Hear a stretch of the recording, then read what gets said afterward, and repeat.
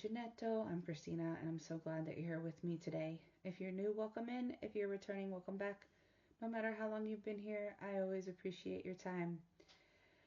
I am freezing cold, so I'm going to try really hard not to shiver. I recorded a video, and then I got a call that someone might have seen my cat, so I took off to go find him. 3 hours later, I am back home. No cat. I saw the cat. I tried to get the cat. The cat ran away. It looked an awful lot like Nero. Oh, I don't know if it's him or not. I couldn't get close enough to touch him, and he didn't seem to recognize me at all. So that was really hard. But anyway, I'm freezing because I was sitting on this cold stone. It had rained, and then it started raining while I was out there, and I had taken my shoes off to try and move a little bit more quietly. Anyway, that's not why you're here. Excuse me. I am going to tell you today about the Peggy Guggenheim Museum in Venice. My daughter and I went over our Thanksgiving break. We took a trip to Venice, and the people that we went with didn't want to go to the museum, but my daughter really, really loves art, and I thought it would be a really great experience. If you don't know about the Guggenheim family, I really suggest that you check them out. I'm going to put some links in the description box about them, especially Peggy Guggenheim. What a character. This place in Venice was one of her homes, and she had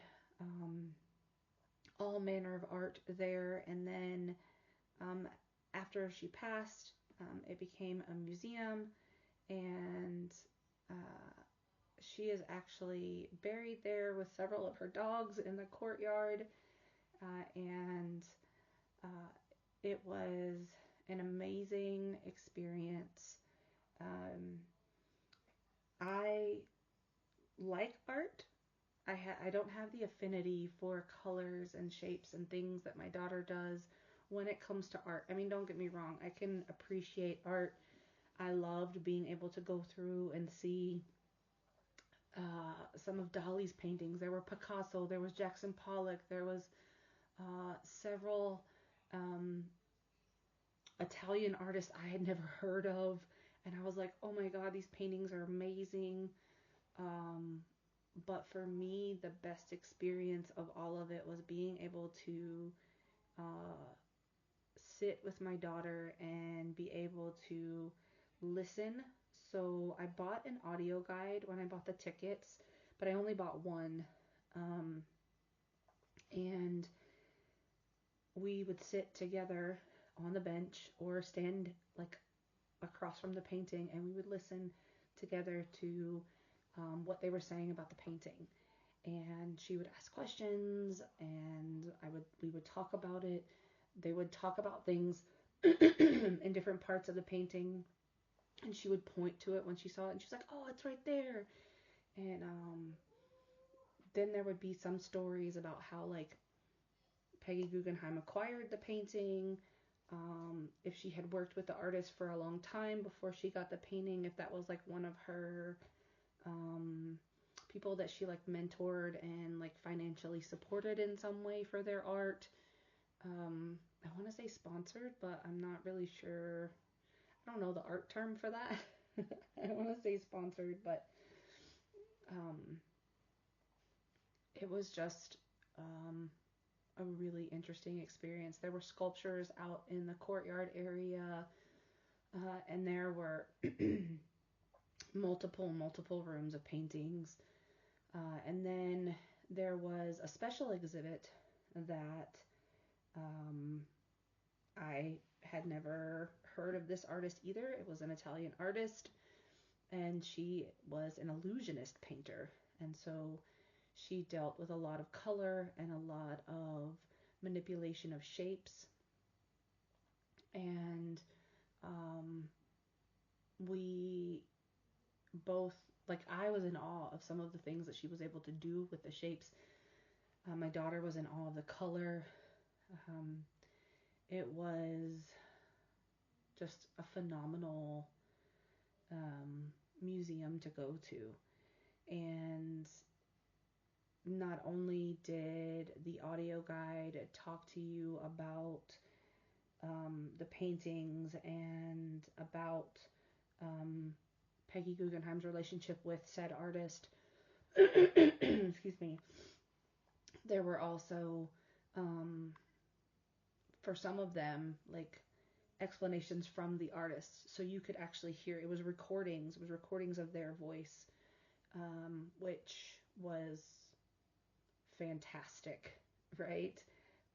To be able to see an Andy Warhol piece and then hear him talk about it, right? To hear him talk about why he did his art that way, like to hear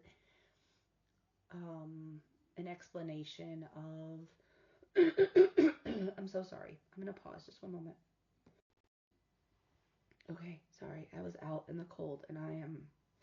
Ooh, um, but to hear the explanations of how some of the artists have relationships with their art, and that's different for very varying artists. So one artist may see things through nature, one may see things through just geometric shapes, one may see things through media, whatnot. Like, it's just all in different responses to things that they see in their worldview. And I think that was some of the best parts for me, was to be able to take that message that they had just about art in general, in some ways, not always about their particular piece, and be able to tie it to the things that I was seeing about their art. And I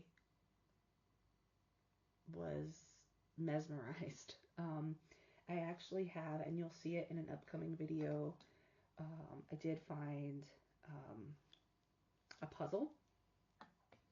It is of a Kandinsky work, and Kandinsky is one who did, uh, there's the tree, and it has all the swirls. There's also circles. There's lots of geometric patterns that Kandinsky did, and it is interesting to see various pieces of his in different museums. Um, but uh, so I will have a puzzle coming up, and you'll see the painting in this video, but also I'll put it up when I do the puzzle again, just to um, kind of make that connection between the two. Um, I keep saying I'm a lot. I'm trying not to shiver. I hope that the paintings that you're seeing as I'm talking are enjoyable. I've tried to extend them a little bit because I wanted to make sure that you had time to really look at the art. Of course, I didn't take pictures of every single thing. There were lots of things that maybe my daughter didn't need to look at right now. There was a whole room of paintings where I was like, she took one look in there and she's like, I don't want to go in there. And I was like, and that's okay. We don't need to go in there. They were, I mean, not really inappropriate. It was the human body, but they were like, I guess, surrealist in a way, in that they were not like human form, like we know human form. It was kind of bent and twisted and shaped in different ways, and it wasn't inappropriate, but she was just kind of creeped out by it. And I was like, that's okay.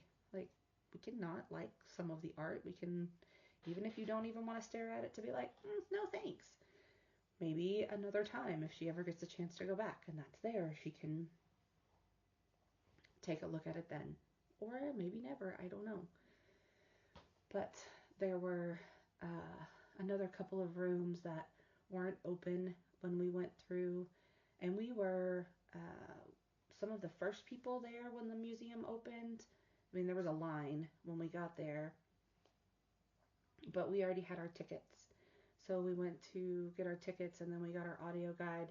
And in most places like that, they have lockers or someplace like a cloak room or coat room where you check your uh, bags and coats and things. So we had that all ready to go. And my daughter had a scarf and a hat and gloves, and she put all that together, and her jacket, and then she like tied it up in a bow and put it in the locker. I was like, whatever, as long as you keep it all together, that's up to you. And the only thing they let me keep was my purse because it's a small bag, and I usually wear it diagonal in front of me because it looks like a big teardrop. And I usually wear it diagonal in front of me underneath my cardigan, and there's a whole process when I travel, but I was able to walk around with her and take pictures, mainly for her, but it was also nice to take pictures of her actually studying the art. Now, none of those will appear in this video, but to be able to study her studying the art was an interesting concept for me because there's not a lot that I'm interested in that she's interested in, especially like when it comes to books and yarn and all those kinds of things. So for her to be there and us to have the conversation and ask questions and all of those things, it was pretty wonderful for me. So after we left the museum, we walked around, and there were a couple of shops that I took pictures of. There was one that had these really cool, some of them were statues and some of them were like print pieces on the wall of different characters. And then we came across this box in a window that had all these different pigments in it, and it was for like calligraphy pens, or like you kind of make your own ink, so you could take your pigment and, oh man, if it was open, I so would have gone in there. I so would have gone in there. And then we had to make our way to the gondola ride that we had for the afternoon, which I talked about in a different video. So if you want to see that, you can go back to the one that's just about Venice. And I talked about a couple of different things in that video over the course of different days that we had been there. And all along the way, we saw different things, and my daughter would be like, oh, that reminds me of this painting, or that reminds me of this thing that we saw, or this reminds me of the sculpture that I saw. And when we got back to our hotel room, she was sketching and she was drawing, and she was just so inspired, and it was so wonderful to see that from her. So, not a super long video today, but I hope that you have enjoyed the Peggy Guggenheim Museum through my eyes. And when I do the puzzle video, I hope that you come back and check it out. So, as always, be well, be safe, and be the change you wish to see in the world, everyone. Ciao bella!